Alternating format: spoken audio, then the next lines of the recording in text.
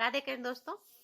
पौष मास का बुधवार, पौष मास के बुधवार को हमें क्या उपाय करने चाहिए? छोटे छोटे उपाय जिससे हमें पौष मास का पूरा फल मिले और सूर्य भगवान प्रसन्न हो और हमारे घर में सुख समृद्धि बनी रहे, हमारे अंदर कॉन्फिडेंट बहुत ज्यादा आए। तो मैं आपको पौष मास के बुधवार के आपको ऐसे उपाय बताऊंगी, अचूक उपाय, जिसके करने से अगर मान लो आपके बच्चों की पढ़ाई लिखाई में भी कोई प्रॉब्लम आ रही हो तो वो उसका समाधान बहुत जल्दी होगा। बुधवार है, 8 बजे से पहले आपको सूर्य भगवान को अर्घ देना है। एक आपको पीतल का लोटा लेना है, उसमें आपको हरी दुबा डालनी है। दोस्तों, हरी दुबा डालने के बाद उसमें गंगा जल डालिए। पूरा लोटा जल से भरने के बाद आपको सूर्य भगवान को अर्घ देना है। सूर्य भगवान को अर्घ देकर आपको आसपास जो भी प्राण प्रतिष्ठित गणेश जी का मंदिर हो वहां पर जाकर आपको 11 दूबा चढ़ाकर आनी है। हरी मूंग की दाल आपको चढ़ा के आनी है। दोस्तों, हरी मूंग की दाल, हरा चारा आपको गाय को खिलाना है। आप पालक भी खिला सकते हैं, मेथी भी खिला सकते हैं, बथुआ भी खिला सकते हैं, कोई भी सब्जी आप, लेकिन हरी की आपको खिलानी है। संभव हो तो काले गाय को खिलाइए, अपनी मनोकामना बोलिए और उसका पूरा का पूरा लाभ उठाइए। जितना ज्यादा आप हरी चीज का दान करेंगे उतना आपको बुद्ध भी प्रबल होगा और सूर्य भी प्रबल होगा। कहते हैं बुद्ध प्रबल होता है तो हमारी वाणी में भी संयमता आती है और हमारी वाणी भी शुद्ध होती है और हमारा मानसिक जो भी मन की गतिविधि होती है वो उसमें भी हमें बहुत आराम मिलता है। इसलिए आप बुद्ध के ये छोटे छोटे उपाय करते रहिए। और अगर आपके आसपास गौशाला है तो वहां पर चारा जरूर डलवाइए। दोस्तों, आप चारा चलते फिरते भी डलवा सकते हैं। अगर आप ऑफिस के रास्ते में गौशाला तो वहां जरूर चारा डलवाइए। किसी गाय को भी चारा खिला सकते हैं, अगर गाय आती है तो उससे चारा खिलाइए। और अगर कोई विशेष मनोकामना आपकी है तो आपको क्या करना है? मूंग की दाल की खिचड़ी बनाना है, उसमें घी शक्कर डालने हैं और काली गाय को खिलाना है। अपनी मनोकामना बोलनी है, देखिए आपकी मनोकामना बहुत जल्दी पूरी होगी।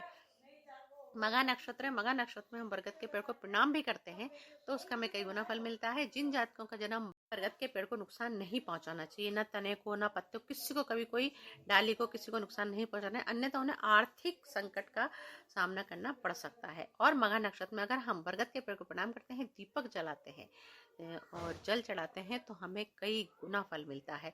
नक्षत्र के अनुसार हम पेड़ पौधों की पूजा प्रतिष्ठा करते हैं तो हमें उसका बहुत कई गुना फल मिलता है। इसलिए जरूर करिए। छठ के दिन नीम का सेवन करना बहुत गलत माना जाता है। नीम का सेवन आपको नहीं करना है षष्ठी तिथि के दिन, जो छठ की तिथि होती है उसे ये नहीं करना चाहिए।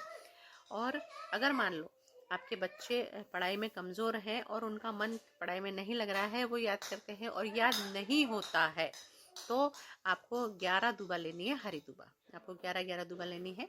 उसकी 108 बार, मतलब 11 करके 108 माला बनानी है। एक माला बना के उसको और प्राण प्रतिष्ठित गणेश जी के मंदिर में जाके गणेश जी का पहना के आनी है। उसके बाद जो प्रसाद उनकी सूंड पे लगता है दोस्तों, वो आपको थोड़ा सा लेके आना है और उस बच्चे को खिलाना है जिस बच्चे के लिए आप ये उपाय कर रहे हैं।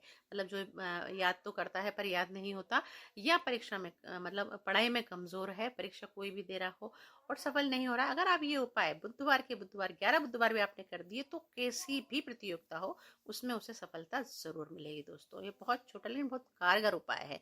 इसमें आपका न ज्यादा समय खर्च होता है, न ज्यादा पैसा खर्च होता है। इसके अलावा अगर मान लो आपके घर में धन संबंधी कोई समस्या है दोस्तों, तो आपको हरी मूंग लेनी है। उसे गलाना है। गलाने के बाद उसको 1-2 घंटे गलाने के बाद उसको पक्षियों को डालना है और काली गाय को खिलाना है। जब काली गाय को आप उसे खिलाएंगे तो अपनी मनोकामना जरूर बोलिए। देखिए आपके घर में धन संबंधी समस्या का भी समाधान हो जाएगा। सूर्य भगवान को अगर आप अर्घ नहीं दे पाते किसी कारणवश, तो शाम के समय आपको 7 मतलब 6:30 बजे पास, शाम के समय जब आप सब काम से फ्री हो जाओ, 6:30 बजे ऑफिस से भी आ जाओ, तो भी आप सूर्य भगवान का उपाय कर सकते हैं। आपको एक दीपक लेना है, उसमें गाय का शुद्ध देसी घी लेना है। अगर गाय का नहीं मिला तो कोई बात नहीं, जो भी घी आपके पास अवेलेबल हो वो लेना है। बत्ती जलानी है, उसमें आपको 3 इलायची डालनी है दोस्तों, और उसे पूरे घर में घुमाने के बाद दरवाजे के बाहर रख देना। ये भी एक उपाय है। और अगर नहीं रख सकते, मान लो जैसे फ्लैट वगैरह है आप लोगों के और नहीं रख सकते, तो आप घर की उत्तर दिशा तरफ, मतलब उत्तर पूरब के बीच में भी उस दीपक को जला सकते हैं, तो भी आपको सूर्य भगवान का पूरा लाभ मिलेगा, पूरा फल मिलेगा, कॉन्फिडेंट आएगा। और सबसे बड़ी बात, बुद्ध भी मजबूत होगा, वाणी में संयमता आएगी और मधुरता आएगी। अगर किसी जैसे जो कोई हकलाता है, अगर ये उपाय 7 या 11 बुधवार कर लेते हैं तो उनका वाणी भी शुद्ध होने लगती है उस बच्चे की। इसलिए करके देखिए, बहुत छोटे छोटे कारगर उपाय हैं जितना हो हरी चीज का दान दीजिए, पौष मास का पूरा लाभ उठाइए दोस्तों। मेरे वीडियो को पूरा वॉच आपको करना है, तभी आपको पूरे उपाय समझ में आएंगे। ऐसे मेरे वीडियो को लाइक करते रहिए, शेयर कीजिए, नए नए तो सब्सक्राइब कीजिए। धन्यवाद दोस्तों।